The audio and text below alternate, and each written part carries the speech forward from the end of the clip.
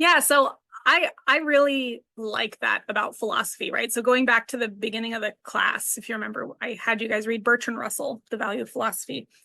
And we talked about how you're not going to get one answer to the questions that we are asking, right? But it's only going to create more questions and continuing to explore various types of answers. But the value in that, I think, is that you get to then build your own system, right, from the best of what the history of thought has had to offer. So, yeah, I think philosophy is like an intellectual grocery store for me, right? Like you're going down different aisles, you're like, okay, I like that, right? But I don't like some of these other things. All right, let's see, this works with this. So I can make a nice meal together out of these, right? It still has to work together. There still has to be coherence and rationality, and right, we have standards for what's going in the basket together. But right, the idea is that we should not limit ourselves to just one aisle of the store, right? We're missing out on all types of possibilities. Thank you. Thank you. I'm coining that one. So yeah, I think the best of philosophy is to approach it that way. And I think it's also useful, especially in terms of looking at these traditions in relationship to religion, because they do all evolve from one another, right? No one's coming up with a brand new system of the world from scratch, right? We're always borrowing and trying to improve upon the ideas that came before us. But what that means is that we shouldn't stop, right? That progress needs to continue, right? That we should be ever moving forward. I hope. Good.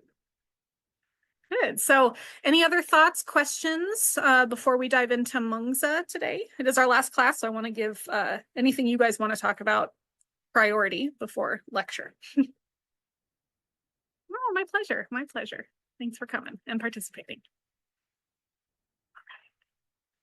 Okay, so if you do have a question, you can raise your virtual hand, or I think if you put it in the chat, I think that either of those will notify me once I start sharing my screen, so I don't miss you. All right.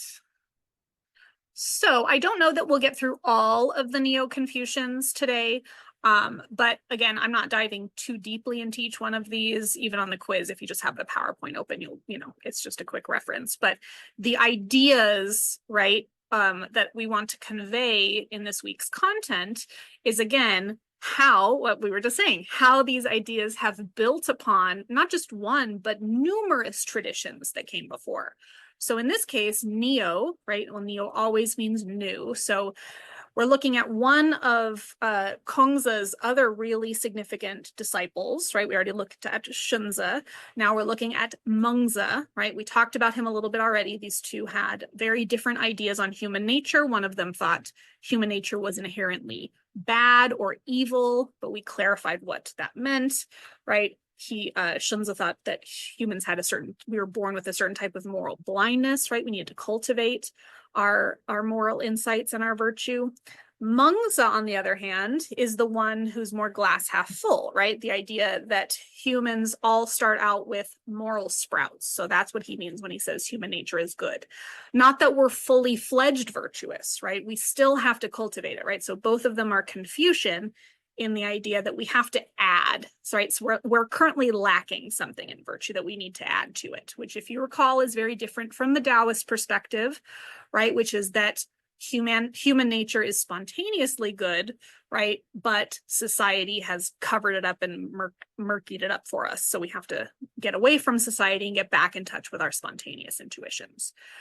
So what's interesting about Neo-Confucianism or New Confucianism is that it's going to utilize Mengzian philosophy, Mengzian Confucian thoughts of human nature, and blend them with Taoist philosophy, as well as some other elements of Buddhism. Okay, so we're going to look at how these philosophies this week really encapsulate 2 or 3 of these elements, right? So Confucianism, Taoism, and Buddhism, right? Each of these views are going to incorporate that, and they come together the best in my favorite parable, which is originally a Buddhist parable, but is reinterpreted in this Neo-Confucian. Sophie, would you like to join us? Do you have something to say? Sorry, I didn't know if you could hear her. But it's a beautiful parable called Indra's Net. It's actually what inspired one of my tattoos, so I'll tell you a little bit about it. But so we're going to start off with Mengzi, really get a sense again of what he means by these moral sprouts. Okay, so Mengzi again was one of Kongzi's other main disciples along with Shunzi. Okay, so where Shunzi was elaborating on Kongzi's philosophy, right, really trying to establish the canon and show the need for there to be teachers and the studying of the text and rituals, Mengzi saw pure Confucianism as needing protection from other things that were trying to pass themselves off as Confucian traditions. Because if you recall, this is again during the 100 schools period. So there are lots of philosophies moving about, especially after Kongzi's passing, right? People may be utilizing his name or the school name, but passing off different ideas of thought. So his was more protective, right, than trying to establish. So he only did not emphasize the importance of ritual practice because, and this is where his view of human nature as partially good or already partially good is going to be really suited to Taoism, right? He thought that humans were already equipped with the tools they needed for self-cultivation. It's a very Taoist idea, right? And so we don't necessarily need ritual practice to force us to enjoy them, right? Which is the role it played in Kongzi's Confucian tradition. So again, Mengzi also became very well known. He was so respected at the time that he lived that it is told that he would, not just disagree with emperors and rulers of various states at the time, but he would actually just outright insult them, and they wouldn't even put him, like he would go without punishment, right? Whereas anyone else would have been put to death. So very, very in very high regard. And so one of the reasons, again, is that we see a direct connection to Kongzi, but not through him directly, but through Kongzi's grandson. So a little bit of a further separation between Mengzi and Kongzi than we saw between Shunzi and Kongzi. So there's a little bit of a reminder here about their various arguments. Again, the primary difference for Mengzi is going to be, again, that idea that because we already have these moral sprouts, we do, in fact, feel joy when we do the right thing. It just might require a little reflection in order to do that, right? But it's that natural, intuitive, spontaneous joy that occurs from doing the right thing that is what nourishes our moral sprouts and helps them grow, right? So this is that element of Mengzian philosophy that's going to be, again, particularly applicable or compatible with Taoist philosophy. Okay, so what again did Mengzi mean when he said that human nature is good, right? Does it mean like neither good nor not good? Is it something like morally neutral? Does it mean some natures are good and some are not good, right? Does it mean we are not completely blind to morality in the beginning? Yes. So he does think that Shunzi was wrong, right? That we are not completely morally blind. We do have these moral sprouts, and that is the basis for those intuitions, right? Those intuitions to identify what's good and bad, right? So humans possess, he thinks, these spontaneous dispositions, and that reaction, right, these moral sprouts, will develop more of a predisposition to become good than to become bad. However, even Mengzi acknowledged, as Kongzi did, the need for a healthy environment. So I'm going to stop here to share the parable that Mengzi uses, which is of the oxen on the hill. Have I shared this parable with you guys already? The ox on the hill? No. Okay, good. Thank you. Okay. So the idea is, imagine there is this hill that has, all these little sprouts growing all around them, right? And this group of oxen come in, and they are just, so impressed by all of the luscious food on this hill, and they just spend tons and tons of time there, and they decide to live there on this hill. And after, a while, they've eaten so many of the moral sprouts, or sorry, not the moral sprouts, so many of the sprouts that they can't grow anymore, right? They can't regrow. They've even eaten the roots. So now this hill is just completely barren. Ugh. So there is, a farmer who comes along and is like looking at these cows and is like, why are all these oxen hanging out on this dead, you know, a barren hillside. Why do they live here? There's nothing for them to eat. And this is supposed to be analogous to when we come across evil people, right? They are supposed to be like the hillside, that just because they look terrible now doesn't mean that they were always terrible, right? It doesn't mean that they were never good or that they never had any goodness in them. But it does mean that our environment can be so bad that it can totally wipe out our moral sprouts if they don't get any nourishment, right? So if you're trying to understand Mengzi's a notion of moral sprouts, right, and how we can use it to explain the fact that there are both good and bad people, right? Ox Mountain is the story. Joseph, yeah. Yeah, so I think that is like maybe the way we're drawn to morality, right? So showing, right, you might say like, why are all these, you know, if the mountain or the hill is supposed to be representative of someone who started off with some virtue and no longer has it, you can maybe see the oxen as like people who are drawn to them, right? So the idea is like, why do people follow evil people, right? Well, maybe there was something nourishing them at the beginning, right? They were getting something from that relationship, but now it's nothing. Thank you for that. Yeah, of course. Of course. Good questions.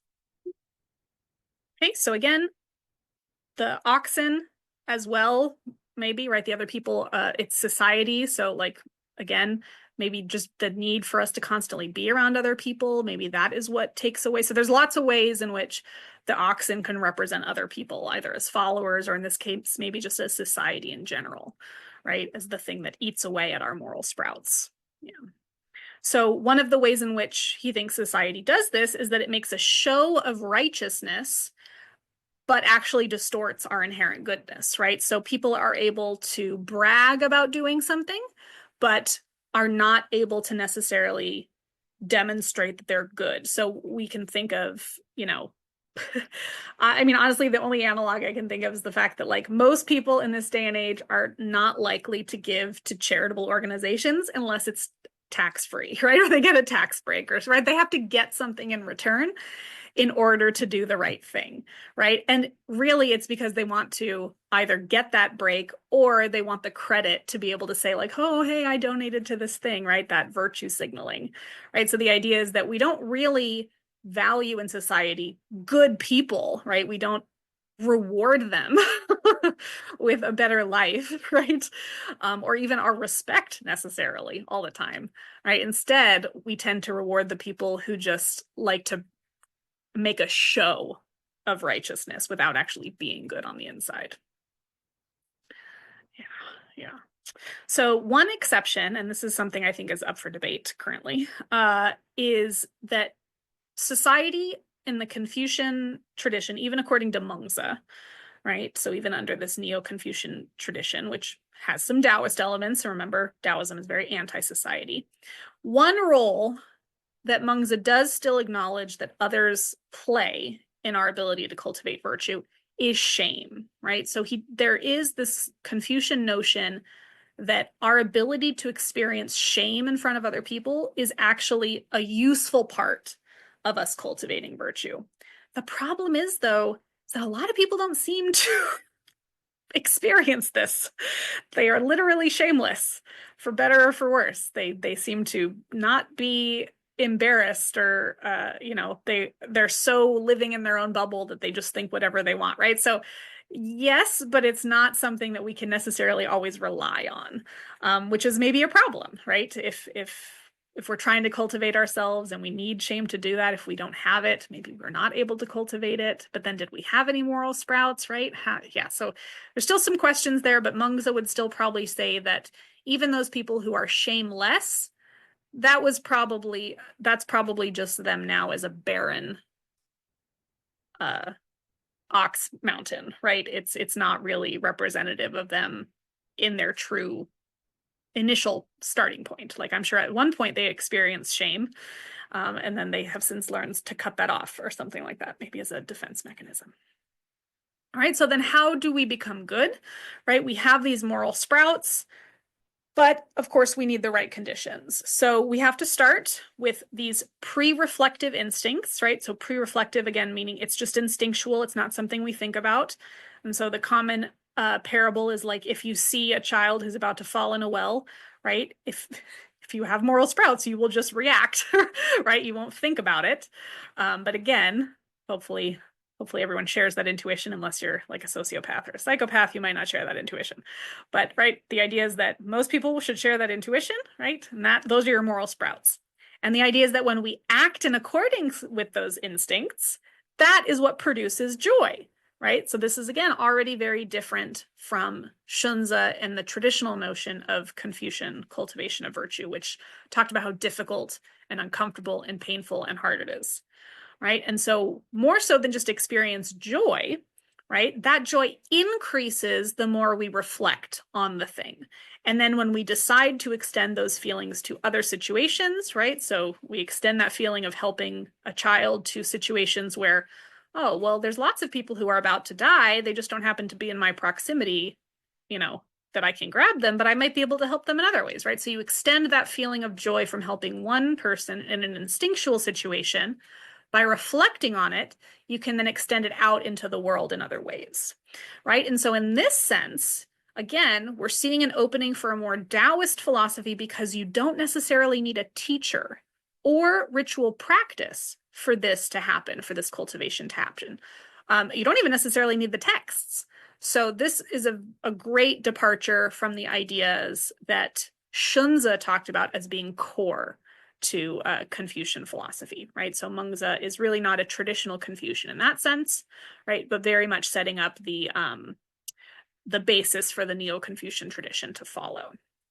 Okay, so as this tradition sort of merges with other traditions of the time, we have talked about Monza before and Moist philosophy, but these are again just some other competing ideas circulating in the region at the time that you might want to look into, right? This is a notion of consequentialism that I mentioned before. It's in the West, it's most commonly attributed to John Stuart Mill or Jeremy Bentham, but again, we can look at a much older version of this from the East, right, from China. And the idea is that we ought to act such that we will promote the material wealth, population, and social order. So again, we're extending that, trying to achieve social harmony, but without that sort of filial piety and partial love in the Confucian tradition. Instead, right, Monza thought that we should be able to treat everyone as if they're our family. If we can't do that, then there's definitely no way that, you know, we can have a peaceful world. So Kongzi, of course, disagreed with that, thinking that it not only was against our human nature, right, to treat strangers the same way we treat family, but he also didn't think that it was part of the right cultivation process. He thought that practically, if you had to love the people closest to you first before you could extend that love out to those who were far away. So Moza's taking a very different view here. There's also other really interesting philosophies around this time, like the notion of enlightened egoism, so self-love, right? So the idea is that most people put down egoism as something really selfish, but the idea is that if everyone is looking out for their own self-interest, then everyone has someone looking out for them, right? So it's sort of an interesting idea. But of course, right, there is going to be a rejection by the Confucian tradition, especially the Neo-Confucian tradition, against both of these ideas. So against Moist universalism and against notions of egoism. So take a look at those when you have a chance. I'm not going to spend too much time on this, right? But the idea is that Mengzi is going to create what he thinks of as a middle view, a middle option between treating everyone the same and only caring about yourself, right? So Mengzi is sort of being placed right here in the middle of that philosophy as a way of, so instead of familial love, it's a sort of differentiated love, right? It is graded, right? There is a difference in gradation of love depending on the type of relationship, right? But that is, again, both more in line with how we actually function as human beings and will help offset some of the harm that can be done potentially by a pure egoist, right? So in the Mengzian notion of cultivating virtue, then we start to see a lot of the Taoist language enter the conversation. So notions of qi, or your life's force or energy, right, starts to be discussed in relationship to someone who has mastered the virtues, someone who is a sage, right? So after cultivating virtue and learning how to exercise reason, the idea is that it literally then starts to affect their energy, their life force, right? So again, combining the intellectual aspects of Confucianism with some of the metaphysical aspects of Taoism. So the idea is that an overwhelming confidence, you will have this overwhelming confidence in your belief of what is right. So that confidence from being in tune with reality, right? So other people are not able to sway you because you have seen a clear picture, right? And it not only has come through your experience of cultivating reason, but as well as your reflection, right, on that experience. Rulers then, again, of course, still have a responsibility to create a good society and should be led by virtue. And so this, this is seen as something that is meant to be transformative, right? So again, instead of like a trickle down sort of theory of virtue like we saw in traditional Confucianism, this is more like being the North Star or the pole star, as Confucians referred to it as, right? So the guiding light, the thing we should be aiming for. So we should not be coercive, right? Remember that legalist perspective that stemmed from Shunzi's philosophy, right? That we can only control people through reward and punishment. So this is, of course, going to be very opposed to that, right? Coercion is seen as very ineffective, right? Because then they're not really cultivating virtue. They're only trying to achieve the punishment or the reward, right? Whatever it is they're seeking. So rulers, again, should not rule by punishment because of it's ineffective. If a ruler punishes people for bad behavior when they have not provided them with the basic things they need to survive, he also thinks that this is immoral, right? Like it's basically like entrapment. Okay, so you're setting up people to behave in a certain way and then punishing them for behaving in that way. And one could look at a lot of social political moments throughout different parts of the world and see governments doing exactly that, right? Setting up conditions such that people are impoverished and have to, break the law in order to survive, and then punishing those people for doing what they need to survive, right? You're not providing them the necessary things they need to be good people, right? So you might as well be setting them up for a trap. Okay, so in this sense, Mengzi thought of the authority, right, of any ruler as a kinship, right? Something that is a relationship, not a birthright. Okay, and so this places a big emphasis on moral agency, right? Again, that Taoist internal basis on good feelings, since our human nature is good. So using your intuition against what is painful, right, will help you be a good judge, right? So again, it's a little bit of like the negative golden rule: do not do unto others as you would not have them do unto you. We actually didn't get to talk about that when we talked about Confucianism before, so I'm going to stop here for a second. Are any of you familiar with why philosophers are of the opinion that the negative golden rule is better than the golden rule, which most of us are familiar with? So why is it better to say that you should not do unto others as you would not have them do unto you? Why is that a better saying, perhaps, or guiding principle than the golden rule, which says do unto others as you would have them do unto you? Or do you think they're the same? What are our thoughts on this? Any thoughts? Do we think they're the same or do we think they're different? Not the same. Yes, so they're both coming from the self, but one is saying, think about what you want to be done to you and do it to other people. And the other one is saying, think about what you don't want to be done to you and then don't do that to other people. So if they're different, which one might be better? Because they are both still starting from the self. Just one is positive, what you want done. One is negative, what you don't want done. What you don't want done. So that's what philosophers think as well, that this notion of thinking about what you don't want done to you and then not doing that to other people is a better guiding principle. Can anyone imagine why that might be? Sort of relates to our discussion of human nature. It's actually the opposite. So the idea is that we have a lot more in common when it comes to things we don't like than when it comes to things we do like, right? So they call this counterexample the sadomasochist. example, right? So if you're a sadomasochist, you enjoy pain. You enjoy people inflicting pain on you. So if you are following the golden rule, then what should you do unto other people? You should inflict pain on them. So how do we make sure that people like the sadomasochist don't harm others? Well, what does even a sadomasochist not want done? Well, they don't want to be disrespected, right? They don't want to have their consent violated, right? If anyone is familiar with any of the kinky, sex world things, it's all about rules, right? It's all about communication and it's all about consent, right? And so the idea is that when it comes to things that we don't like, right, that is actually a much better guide as to how we should treat others than things we do like. There's just so much variety in what people tend to like in a positive way. But when it comes to things we dislike, that tends to hit a little closer home for human nature in some way. I'm not sure why. But yeah, so the idea there is that, again, perhaps we need to think about something like this, but it is still very much an internal reflection, right? Not necessarily something that someone can teach you or that you can read about, right? You have to go by your own instincts there.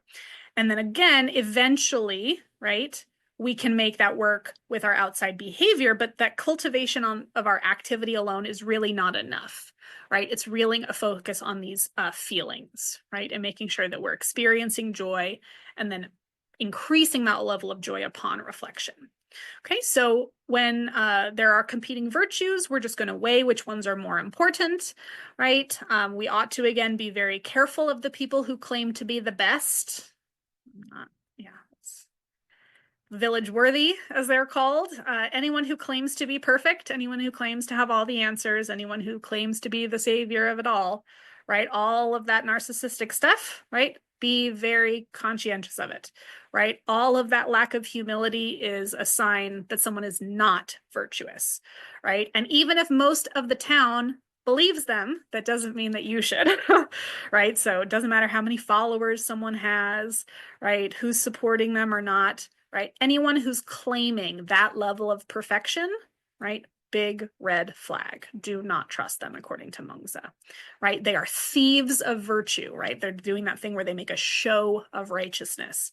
But more specifically, he states they set very low standards for themselves, for most others, or at least settle for their mediocrity, right? And so this notion of one person being perfect, it is just a way of confusing people and ensuring that those who are truly virtuous are underappreciated because they're so humble, they would never accept that sort of title, right? A truly virtuous person. So of course, someone who's willing to accept it is problematic. Okay. So again, the idea here is that Mengzi's type of Confucianism is going to blend itself very well with two particular aspects of other traditions we've seen thus far. In Buddhism, specifically, we're going to be looking at one of the later aspects of Vajrayana Buddhism, something known as your Buddha nature. This too is like what we saw in earlier forms of Buddhism, that emptiness, right? But it is an internal experience that we can have. So how are we going to have this notion of human nature being good, an empty Buddha nature, and then somehow we're going to combine this with the Taoist notion of that universal perspective, right? That universal point of view I mentioned, that consciousness that is free from any individual perspective that combines, right, both parts of the Tao, all perspectives at once. Again, that's probably not even possible, right? So how are we going to look at these things combining? Well, again, there's going to be lots of different thinkers in this school, but I'm just going to focus on some that I think are particularly representative, right? Let's see which ones I want to go to here. Talk about the one in Indra's net. Just different examples of scholars who are blending elements from at least two or more of those traditions at once, if not all three. For some reason I don't have a slide of it, so I will make one, but I'm just going to explain it to you. All right, so if we go back, right, so we have these three elements of traditions that we've seen already, right, that are now merging to create a new tradition. And the parable that I wanted to mention, Indra's net, again, comes from the Buddhist tradition, but does a great job of incorporating these other elements.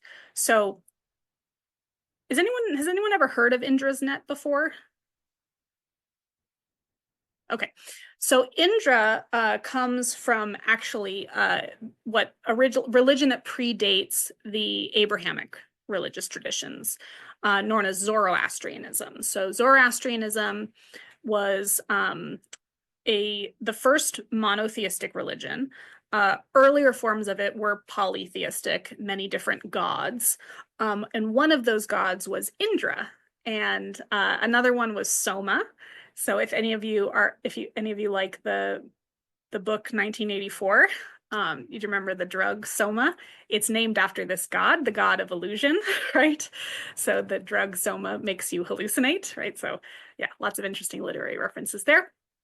But Indra was, I think, the god of the sun or the universe or something like this.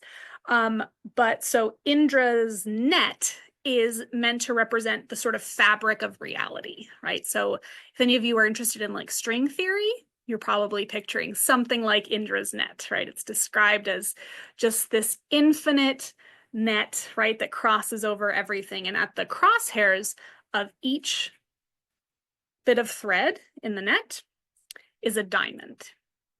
Okay, and these diamonds are meant to represent each person, each entity that exists in the world. And so this is where we're talking about now Buddha nature, right? So there's the infinite sort of cosmic universe, the unity of the universe that allows for the Taoist perspective, right? Everything is interconnected, including each individual, right? At the crosshairs.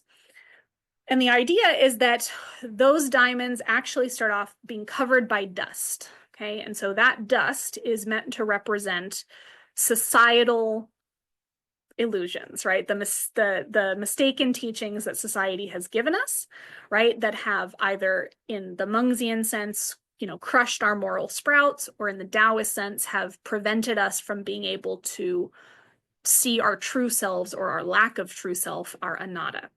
Right? And so the process of reflection here of Confucian practice is really just meant to wipe away the dust on each of these diamonds that are at the center, right? So there's a diamond at each center, it's covered in dust, so you wipe it away. If you were to wipe off a diamond and clean it, what would you see inside the diamond once it was clean? Presuming it's been processed or whatever they call clearness. Yes, it would be clear. So sort of like empty, right? But would it be actually empty? No. What would you also be able to see in there? Reflections. Excellent, Joseph. You'd be able to see reflections of everything else around it, right? So this notion of an empty self is not truly empty. It is in fact a reflection of all other humanity and life around you, right? And so the idea is that once you uncover that true self, that Buddha nature, right, that will then reverberate back out into the world, that external response through the way that we act with each other.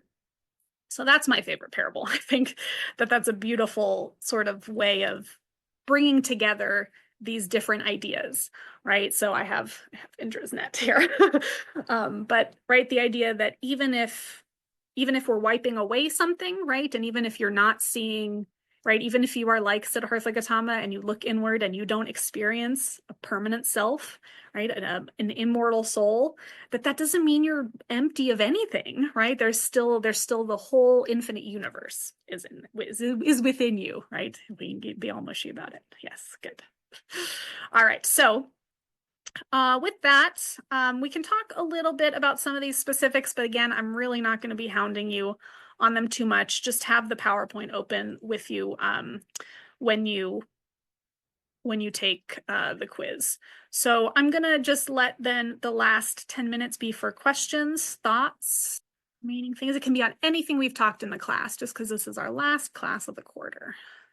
Joseph, I love that. I love that. Yeah.